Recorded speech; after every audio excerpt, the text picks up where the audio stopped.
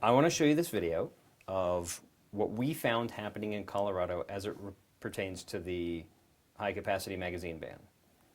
Do you have any suspicion of what I'm about to show you? No, because you've just given me 10 seconds worth of things. So who knows? I mean, it's probably people buying them and selling them illegally. I will let you tell me if that's accurate. That's accurate. Here, you can hold on to that if you want. No audio, just video. No, this happened yesterday. All right, too. well, everything we sell as far as mags are parts kits. This is a 30-round mag. We have to sell it as parts. That's one of Colorado's retarded laws. Oh, man. But you know how to get What-hearted? around them, so that's good. When the law went into place, over 32 sheriffs signed a petition saying they weren't going to enforce it. Oh, no way, really? There's only been one prosecuted case of it ever even recorded, and he had 12 other charges in front of the one. The bottom plate, it just slides right off, and then when you put it all together, you can hear it snap. So, yeah, this is the top part of the spring, this is the bottom part. Or sorry, the other way around. Yeah, this is the follower, and then see that little slide piece there? Yeah. It will just snap into place right here. Oh, okay, cool. Yep. So that's a very... Here with clip size. 15 for pistol rifles, the maximum we can transfer sell you. So if you were to take this to the register, we would disassemble it and give it to you. So wait. Unassembled, it's not a magazine, and we can give them to you, and you can have it. You can also put them back together and have them legally. The legislation prohibited the transfer and sale, not possession. Oh, okay. They loophole in the wording that they did that lets us keep selling. Gotcha. And lets you have them legally. It's just a plate on the bottom that we're sliding off. So we just slide that off the bottom, the spring comes out, you just put the spring back in and slide it on. The magazine, and as soon as we remove the functionality of it and take the spring out, it's not a magazine. Oh, okay. So that's a rebuild kit. We box it up and give it to you like that. We can get them to you with the newer laws this way, and we're happy to. We just wish we didn't have to. Yeah. We'll come back to that one after you see So the you next can two. legally have magazines over 15 rounds. Okay. But a lot of places you can't buy the complete magazines, which is why we sell ours as parts kits. All we do is we literally just pop this off inside the bag, and then you walk out the door. Oh, okay. This completely out. We just take the spring. That's it. It's real stupid simple. It's the law. You're not legally allowed to sell the assembled magazines, which is stupid because, you know, a monkey could put it back together again. You can literally drive 30 minutes north into Wyoming and buy them. And it's perfectly legal to own them. But, you know, Colorado legislatures don't believe them. So, like, literally we get shipments of full P-Mags in, and then they're gone within like 2 days. For these, we literally just take a piece off like that. Oh, okay. That's it. Colorado does have technically has a magazine ban in place. It is a 15-round limit. Here in Mullet County, our county has actually gone with and made us a sanctuary county for gun rights. And our sheriff has openly stated he does not agree with the magazine ban, believes it's unconstitutional, and will not enforce it. So the magazine ban does not impact here in Mullet County. We sell up to 60-round drums for the AR-15, 50-round drums for the 308, for the AR-10s, 75 rounds for the AK. Standard 30s, we have 10s, 20s, 30s, 40s, and 60s. If we get the 60s in stock for the AR-15, we have 10s, 20s, 25s, and 50s for the 308s, for the AR-10s. And then we've got in stock 30s and 75s for the AK. Technically, by the law, we're supposed to. By the state law, we're supposed to. But with our sheriff saying he will not enforce it, he does not agree with it. We don't. He is the leading law enforcement entity who is supposed to enforce the law, and when he openly states that he will not do it, he's going from constitutional law, have his deputies enforce it. Our owner, being that this is his establishment, is elected to sell it. Let me show you the last one real quick. This ones? We're a sanctuary county. We don't give a fuck. We just sell everything as is. Pre-assembled. That's El Paso County. Oh, is it?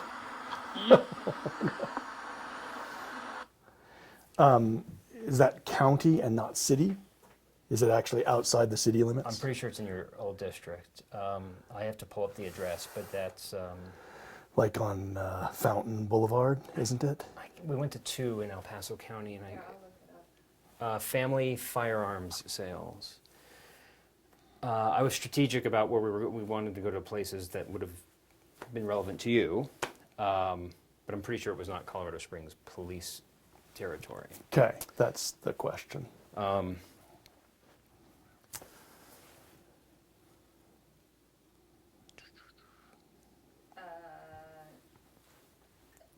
3882 Maysland Road. Yeah, that's city. Oh, it's city? Okay, That's Academy in Maysland. okay. We also went to specialty firearms, specialty sports and supply. It's an old, like, not Rite Aid, but it's, that one was off of, Platten Circle. There's an old maybe, building there. maybe. Gosh, I can't remember. Nonetheless, is this what you intended when you lost your job passing a bill that was supposed to restrict high-capacity magazines? So no, absolutely, this is not what was intended. What was intended was you don't get to sell these magazines in Colorado under any circumstances. It's been a while since I've read the law, but I think every one of these people is actually violating that law, breaking that law, and it'll be interesting to see if there are any arrests that come out of your reporting and then see what the courts think, because these folks, many of them have quoted the sheriffs. The sheriffs may enforce the law in terms of making arrests and doing some investigations, but they're not the only law enforcement agencies that do. And the district attorney has the ability to do some of that themselves, as well as the local police departments, as well as the attorney general. So these people relying on their sheriffs, I mean, that's just foolish, in my opinion. I mean, in the sheriff that was in El Paso County when this all happened, that sheriff had never spent a day on the street as a police officer. You know, even in his sheriff's department, he went up through the jail ranks. So he didn't know anything about actually being a police officer and what's going on the street. And one of these folks said, you know, you can go to Wyoming and buy these things. That, unfortunately, is absolutely true, and we have a dead sheriff's deputy in Douglas County because of it. You know, he was killed around New Year's a couple years ago. So that's exactly the kind of thing we were working to prevent, as well as we want bad guys to have to reload on a regular basis, because when they're reloading, it means that gun is a paperweight, and that's your opportunity to get away and or overpower that assailant. When you passed this law, you meant I cannot have a magazine that allows me to shoot more than 15 bullets without having to do something else. When we passed the law, we were saying you cannot purchase in Colorado a magazine that holds more than 15 rounds. We knew darn good and well that we couldn't impact what Wyoming was selling, but we were not intending in any way, shape, or form, and I don't believe the law even says you can just disassemble it and then you're following the law. No, you're absolutely not. So do you disagree with what you saw where they say, if we take this apart, we're not selling you a magazine? Correct. I disagree. And obviously that's going to be up to the courts to decide when one of these folks does get arrested and does get held accountable. Then it'll be up to the courts to decide whether we said that in the right way, to where, yeah, as long as it's parts and pieces, we don't care. But I guarantee you that was not our intent. And if we did make that mistake, the legislature needs to go back and fix it forthwith, like call a special session and fix it. I know that the term possession and putting the date to allow for grandfathering, so sale, transfer, possession, as of July 1st, 2013, allowed people, if they had it, to not be harmed for having it prior to this law. What I'm watching from my experience is that they're basically saying, if we take this apart, you can do whatever you want with it. If you put it together, you have put together a magazine, then it's up to you to decide what to say if you're ever caught with it if anybody wants to try to challenge when you actually got it, because if Well- you had it before 2013, you're fine. And I mean, I would argue, but again, this is up to the courts and lawyers and people that are outside my pay grade. But when you assemble it, you just manufactured it, which is against the law in Colorado. So I'm not going to want to be one of the sheriffs or one of those folks that's selling these guns on the tail end of a lawsuit filed by victims of an Aurora Theater style massacre or a Columbine style massacre or any of those kinds of things, which is exactly what we were trying to prevent when we passed these laws and said, hey, you ought to get a background check before you buy a gun. You ought to reload after 15 rounds. Truthfully, you ought to reload after fewer than that. I mean, you can't have that many rounds when you go hunting by regulation in Colorado, but you can when you go into a theater or a church or a mall to start picking people off. That's just absurd, and people are sick to death of this kind of behavior. You lost your job over this, and it appears nothing really has changed. And so I was recalled because I supported this, and I stand by that 100%. I do it again in a New York second. To say we haven't prevented anything, I disagree with completely, because I do think there are plenty of law-abiding citizens that would go into that gun shop and say, yeah, that's not right, and I'm going to comply with the Colorado law, and I'm not going to accept your invitation to violate that law by manufacturing a magazine myself from the parts that you sell me. I mean, do I think what they're doing is disgusting and despicable? Absolutely it is. But I was a cop for years and years. I know there are lots of disgusting, despicable people out there, and they will do very bizarre things, both criminally to just commit crime as well as to make money, which is what they're doing here, committing a crime to make money. So hopefully eventually somebody steps in and charges them with racketeering and things like that, because they're violating the law to make money. The people who passed this law, how often do you think the people who support this law walk into a gun store to see if it's really being implemented? Yeah, and you know, the truth is on all of our laws, I mean, because we pass hundreds every year, the supporters of those laws are not walking into the various establishments that are impacted by those laws and see if they're being enforced. I mean, that's just not part of the process. That's what we sort of rely on law enforcement to do, but the legislature sets the public policy saying, hey, this is the direction we want to go.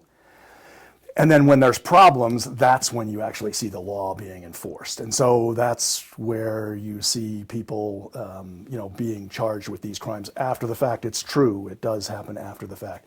But we have prevented, I have no doubt in my mind, we've prevented plenty of senseless gun violence with the laws we passed in 2013, including background checks. No criminal is going to subject themselves to a background check. Well, over 2,000 criminals have in the last 6 years. So we falsified that premise 2,000 times, and we still have people on the other side saying criminals won't follow a background check. It's like, the evidence is right here that's been completely falsified, sir or ma'am. You said the legislature should come back for a special session if something needs to be fixed. That puts the onus on Governor Jared Polis. Sure. Should he be viewing this and saying, we need to fix this tomorrow? If, in fact, what they're saying is accurate under the law that we've passed, that our language wasn't tight enough to cover the circumstances that these folks are doing, then absolutely. As soon as we figure that out, we need to pass a law. We need to change the law to get it so that this is nonsensical. Obviously, there's not a court hearing today, so we're not going to be doing this today, but whenever that happens, that law needs to be updated immediately, and for public safety, it needs to be implemented immediately, not July 1st, not 6 months from now or 3 months from now or whatever. So if that happens outside the session, then yes, at this point, it's Governor Polis that needs to call for a special session, fix that law, and make sure that we don't have 30 round magazines and 60 round drum magazines attached to AR-15s in Colorado. This is the one place in the country where we can't tolerate that. We've already seen too much mayhem from exactly this kind of behavior. And some of it has actually even been imposed on the law enforcement community themselves, the sheriff's offices themselves. I heard when John Hickenlooper was running for president, during one of the presidential debates, he made a reference to taking on the NRA and how he won, and he referenced passing high-capacity magazine ban. Based on what you watched, did we take on the NRA and win by passing a high-capacity magazine ban? We absolutely took on the NRA and won when we passed a high-capacity magazine ban. Yet I see it not being followed, that ban. I either see it being sold no different than before the ban or in a creative way after the ban. And I agree that it's being sold in a creative way that, in my opinion, is completely in violation of the law, and these people ought to be held accountable. The truth is, you're going to drive down the street later today, and you're going to see speeders. And you may even see a reckless driver or two, all against the law.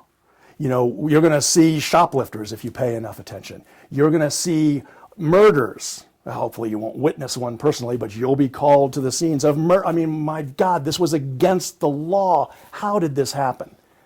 It happens all the time, unfortunately. But we need to make sure that these folks are shut down from doing this as fast as we can.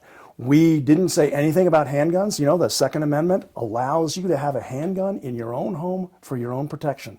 That's quoting Justice Scalia in an opinion that I don't agree with, but that's the law of the land that I have to live with and you have to live with. So I am a guardian of your Second Amendment rights because nothing that we did came anywhere close to that. But you don't need a military-style assault weapon for anything except the battlefield.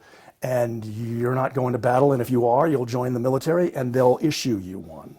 And they will watch it like a hawk because they don't want it misused either. Is there an avenue for you to run for office again? You are one funny guy. You could run for office and pass and try to sponsor a bill that could address this. You wouldn't try. I mean, this is common sense. This is falling off a log. If this really happens, I have no doubt that Governor Polis will lead the charge to do what needs to be done to fix. If in fact there's a loophole here, Governor Polis will lead the charge to get this fixed. And you're right, if he doesn't, you can expect me to be agitating in the beginning from the back, and maybe eventually I won't have a choice but to do it from the front.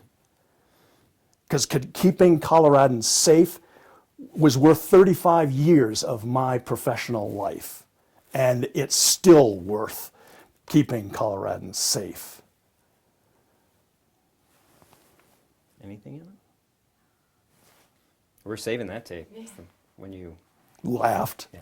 Oh, yeah. Although, I mean, one thing that you keep saying, if this is happening, like, we went from store to store to store. It's happening. No, and so what was I saying? So and, that's a fair point, but that's not what I meant to say. I mean, I get that it's happening. What I'm saying is, they're saying that the law allows this, and what I'm saying is, no, it doesn't. But a court has to make that final determination. I don't get to make it, either as a private citizen, as a former legislator, as a current legislator. I don't get to interpret the law. I get to write it and support it as a citizen, but it's the courts that decide, yeah, you're right, this isn't covered, you can do this. And that's what I mean by if this is accurate. No, I get there are people, in my opinion, flagrantly violating the law, and we ought to put an end to that. But the end may be, no, they didn't flagrantly violate because there is this loophole. Then we need to close that loophole. We need to slam that loophole shut. And if we catch some of their fingers in that slamming, that's the price of doing business. How do you think so many gun stores are using the same method of taking a magazine, separating it, and then selling it separately? So pretty clearly for everybody to be doing this, and they all almost said exactly the same words and showed exactly the same process. I mean, somebody somewhere has coached them on this is how we can get around this law. Again, it may get the gun seller around the law, that could happen, but I think the purchaser is going to be in trouble because they're manufacturing a magazine in the state of Colorado that's illegal for them to manufacture. So maybe the gun store gets off the hook, and now it's the purchaser who, took this really bad advice, truthfully, and so they do deserve some accountability themselves. But again, I want to hold both accountable. If you're going to buy this illegally, you ought to be held accountable. But if you're going to sell it illegally, which I think you're doing, you ought to be held accountable. On that point, the person putting it together at home may know they're doing something illegal, but then the onus is on who to prove. I mean, no one's going to be like, "Can I see a receipt for that?" And Sure. the person could lie and say, No. "I got it before July 2013." That's why it doesn't And have again, a date that's on it. sure. That's why, being a police officer and a detective is not an easy process always. There's investigation that needs to be done. Again, now you go to Channel 9 and you get a copy of the tape where you were instructed to do that. So what do you mean you didn't do it? To put together, putting together these cases, I never suggested it would be easy, but I always suggested that competent police officers would be able to do it in a New York second. And I stand by that. And, which is not to say that the sheriffs that are politically elected, I mean, they have been off the reservation on this issue forever. I don't expect many of them to come back on the reservation anytime soon. But I do think there's going to be a time, unfortunately, when something horrible is going to happen. And it's going to be in a Weld County where, we're a sanctuary county, whatever the heck that means. Where that sheriff is going to wish in a very big way that he wasn't on record saying, I'm not going to enforce these laws that save lives, and now I have a bunch of lives that have been lost because of my negligence and dereliction of duty that I actually said right up front on tape. Yes, I'm going to be derelict in my duty with respect to this. I mean, most of us have much more integrity than that I'm going to do the very best I can, which isn't going to say every once in a while I'm not going to make a mistake or fail where I wish I hadn't failed, but I'm not going to go out there deliberately and try to fail and have people die as a result of it. Yeah, you knew you were going to get some of this. I forgot what type of interview you were. Good? Yeah. All right.